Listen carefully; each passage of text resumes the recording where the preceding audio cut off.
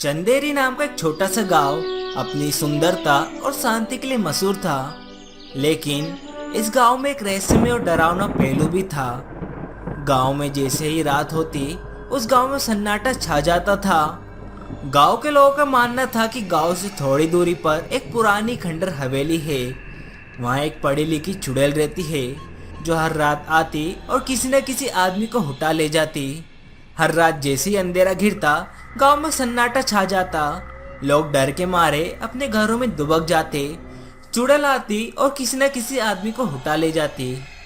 कई बार लोगों ने उसे रोकने की कोशिश भी की, लेकिन उसकी ताकत के आगे सब बेबस हो जाते।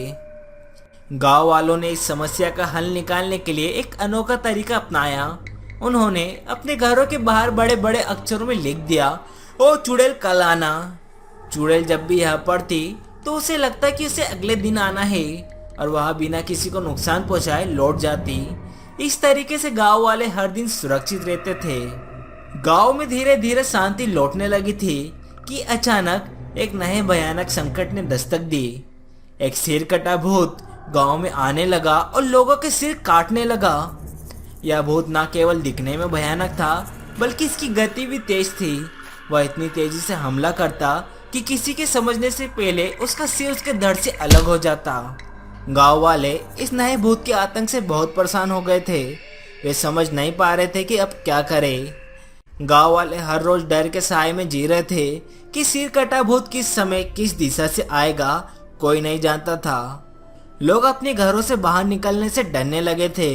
बच्चों को घरों में बंद कर दिया गया था और खेती बाड़ी का काम भी ठप हो गया था। गांव की महिलाओं ने मंदिर में जाकर देवी देवताओं से प्रार्थना भी की, लेकिन कोई हल नहीं मिला। गांव वालों ने बैठक बुलाई और विचार किया कि इस सिर कटा भूत से कैसे निपटा जाए। अरे भैया, क्या करें इस सिर कटे भूत का? आए दिन किसी न किसी का सिर कट रहा है। अगर इसको नहीं रोका गया तो पूरे गांव का विनाश हो जाएगा। तभी एक गांव वाला बोलता है, भैया, एक भूत का सामना तो एक भूत ही कर सकता है। उस व्यक्ति की बात सुनकर सब हक्का बक्का रह गए और गहरी सोच में पड़ गए। अंत में उन्होंने फैसला किया कि चुड़ैल की मदद ली जाए। उन्होंने अपने घरों के बाहर ओ चुड़ैल कल आना की जगह ओ चुड़ैल रक्षा करना लिखना शुरू कर दिया। उन्हें उम्मीद थी कि चुड़ैल उनकी मदद करेगी। उस रात जब चुड़ैल गांव में आई और ओ चुड़ैल रक्षा करना पड़ा, तो चुड़ैल भी इस नए संदेश को पढ़कर हैरान थी। उसने गांव वालों की चिंता समझी और उनकी मदद करने का निश्चय किया। उसी रात जब सिर कटा भूत गांव में आया, अच्छा तो तू है वो सिर कटा भूत? तेरी हिम्मत कैसे हुई मेरे गांव के लोगों का सिर काटने की? अब इसकी सजा तो तुझे मिलकर रहेगी। ये बोलते ही चुड़ैल और सिर कटे भूत में एक भयानक लड़ाई शुरू हो गई। दोनों एक दूसरे पर हमला करने लगे। चुड़ैल ने अपनी जादुई शक्तियों का उपयोग करके सिर कटे भूत के खिलाफ संघर्ष किया और उस पर कई बार किए। लड़ाई के दौरान चुड़ैल ने सिर कटे भूत का रहस्य जान लिया। यह सिर कटा भूत वास्तव में एक प्राचीन श्राप का शिकार था। बरसों पहले एक निर्दोष आदमी को गलत आरोप में फंसाकर मार दिया गया था और उसका सिर काटकर अलग कर दिया गया था। जब से ही उसकी आत्मा बदला लेने के लिए भटक रही थी। चुड़ैल ने अपनी शक्तियों का इस्तेमाल करके सिर कटे भूत को एक पिंजरे में कैद कर लिया। सिर कटे भूत के पिंजरे में कैद होते ही गांव के सभी लोग अपने अपने घरों से बाहर आ जाते हैं और पंडित जी ने अपने मंत्रों के द्वारा सिर कटे भूत की आत्मा को शांति दिलाई और उसे हमेशा के लिए मुक्त कर दिया। गांव में अब शांति लौट आई थी। गांव वालों ने चुड़ैल का धन्यवाद किया और उसे अपना रक्षक मान लिया। अब गांव वाले अपने घरों के बाहर ओ चुड़ैल कल आना की जगह ओ चुड़ैल रक्षा करना लिखने लगे और चुड़ैल ने भी फिर कभी किसी को नुकसान नहीं पहुंचाया और गांव में सभी के साथ मिलजुल कर रहने लगी। चुड़ैल ने गांव के बच्चों को पढ़ाना भी शुरू कर दिया था और लोग अब उसे एक शिक्षक के रूप में देखने लगे। चुड़ैल ने गांव वालों को न केवल डर से छुटकारा दिलाया, बल्कि उन्हें शिक्षा का महत्व भी समझाया। उसने गांव के लोगों को संगठित किया और उन्हें सिखाया कि कैसे एकता और समझदारी से किसी भी समस्या का समाधान किया जा सकता है। गांव में अब न केवल शांति थी, बल्कि विकास भी होने लगा था। चंदेरी गांव की यह कहानी हमें सिखाती है कि कभी कभी सबसे अनोखी और अजीब समस्याओं का हल भी समझदारी और एकता से निकाला जा सकता है। गांव वालों ने अपने डर को दूर कर न सिर्फ चुड़ैल को मित्र बनाया बल्कि एक नए संकट से भी निपटने का साहस दिखाया। इस कहानी में शिक्षा, समझदारी और एकता की शक्ति का उदाहरण मिलता है, जो हमें प्रेरणा देता है कि किसी भी संकट से निपटने के लिए हमें मिलजुल कर प्रयास। दोस्तों, तो आप सभी को हैप्पी इंडिपेंडेंस डे।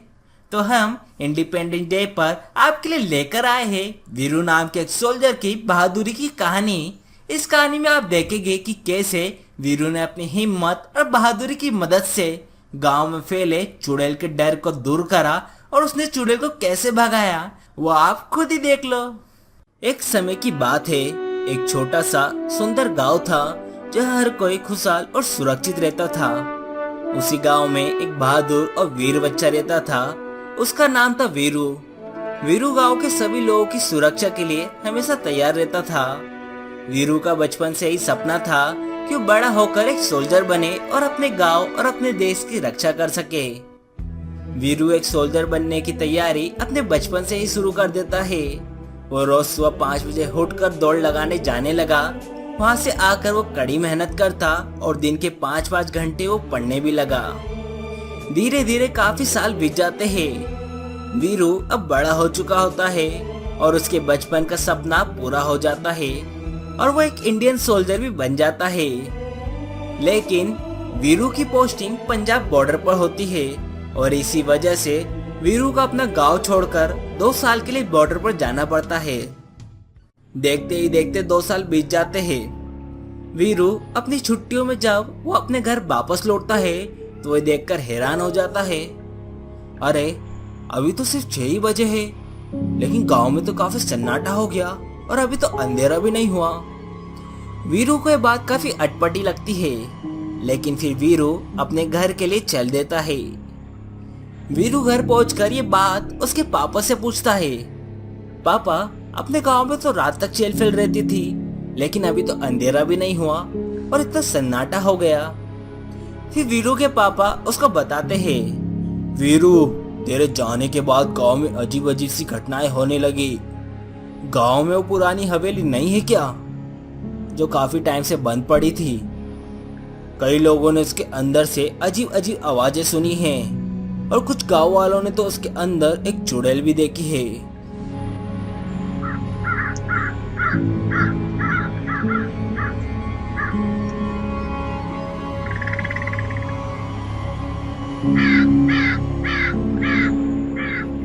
दिन पर दिन ये सभी घटनाएं बढ़ने लगी। जैसे जैसे शाम होती थी, हर रात गांव के लोगों को कुछ अजीब अजीब सी आवाजें सुनाई देती थी जो उन्हें डरा देती थी। इसी वजह से गांव के लोगों ने फैसला किया कि वो शाम को 5 बजे के बाद घर से बाहर नहीं निकलेंगे। वीरू ये सब बात सुनकर हक्का बक्का रह गया और उसके मन में ना जाने कौन कौन से ख्याल आने लगे। वीरू तू भी सुन ले, शाम होते ही घर में आ जाया करना। ठीक है पापा। लेकिन वीरू ने मन ही मन ये फैसला कर लिया था कि वो इस हवेली में क्या हो रहा है इसका पता लगा कर रहेगा। फिर एक दिन रात के अंधेरे में वीरू ने अपनी हिम्मत और साहस के साथ हवेली की तरफ कदम बढ़ाया।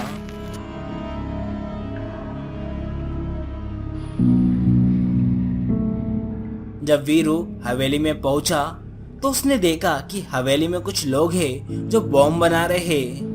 तभी वीरू की नजर वही उनके पास पड़े चुड़ैल के मार्क्स पर जाती है। वीरू ये देखते ही समझ गया कि यहाँ कोई चुड़ैल वगैरह नहीं है, बल्कि लोग इस खाली हवेली का इस्तेमाल बॉम्ब बनाने के लिए कर रहे हैं। तभी अचानक वीरू को अपनी कैप्टन की बात याद आती है कि हमारे भारत में कुछ आतंकवादियों का ग्रुप आया है जो बॉम्ब वगैरह बना रहे हैं। वीरू ये सब बातें सोच ही रहा था कि तभी उन 4 लोगों में से एक बंदे ने उसको देख लिया। ओए तू है कौन और यहाँ आने की हिम्मत कैसी हुई तेरी? मुझे सब पता चल गया है, तुम कोई भूत नहीं हो, तुम आतंकवादी हो और यहाँ इस हवेली में तुम बॉम्ब बना रहे हो। अब मैं सारी बातें सभी गांव वालों को बता दूंगा। वीरू की बात सुनकर वो चारों जोर जोर से हंसने लगे।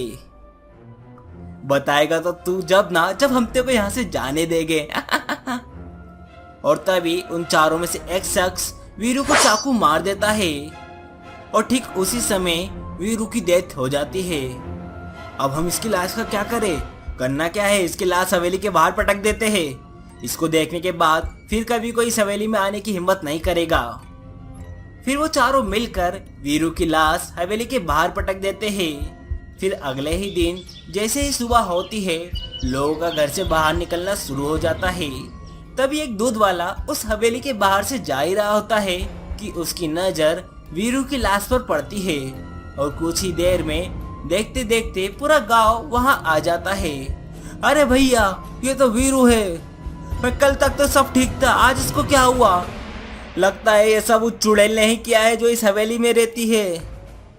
वीरू, देखो मैंने मना किया था ना कि शाम होने के बाद घर से बाहर मत निकलना, फिर तू इधर क्या करने आया?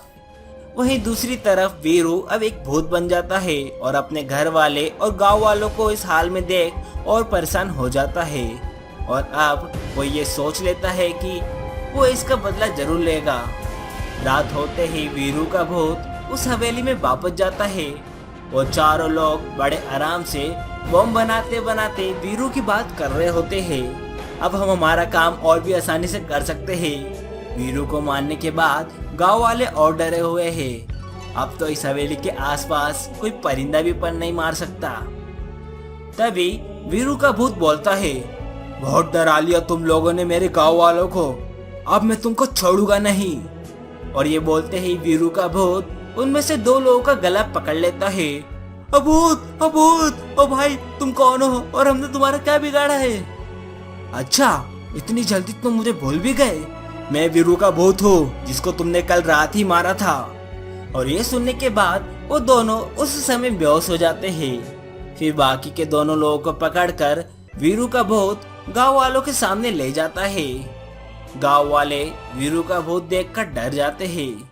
अरे डरो नहीं, मैं वीरू ही हूँ और हमारे गांव में कोई चुड़ैल या भूत नहीं है, बल्कि उस हवेली में ये आतंकवादी लोग थे। ये लोग वहां छुपकर बॉम्ब बना रहे थे ताकि आसानी से पकड़े ना जाए, इसलिए इन लोगों ने उस हवेली में एक चुड़ैल का होने का नाटक किया। ये बात सुनते ही गांव वाले सब समझ जाते हैं। अब मेरा काम पूरा हो गया है, मैं अब शांति से जा सकता हूँ। वीरू का भूत ये बोलते ही वहां से गायब हो जाता है। उन चारों आतंकवादियों की सूचना पुलिस को दे दी जाती है और फिर से वो गांव पहले की तरह खुशहाल और सुरक्षित हो जाता है। तो दोस्तों, देखा आपने कैसे वीरू ने अपनी हिम्मत और बहादुरी से पूरे गांव का डर दूर कर उस चुड़ैल के रहस्य का पता लगाया और पूरे गांव को चुड़ैल के डर से मुक्त कराया। तो दोस्तों, इस कहानी से हमें यह सीख मिलती है कि देश और समाज के प्रति अपना फर्ज निभाने के लिए हमेशा तैयार रहना चाहिए, चाहे इसमें हमें कितनी मुश्किलें क्यों ना आए। वीरू का भूत बनकर आतंकवादियों का सामना करना और उन्हें पकड़वाने की कहानी बताती है कि सच्चाई और न्याय की हमेशा जीत होती है।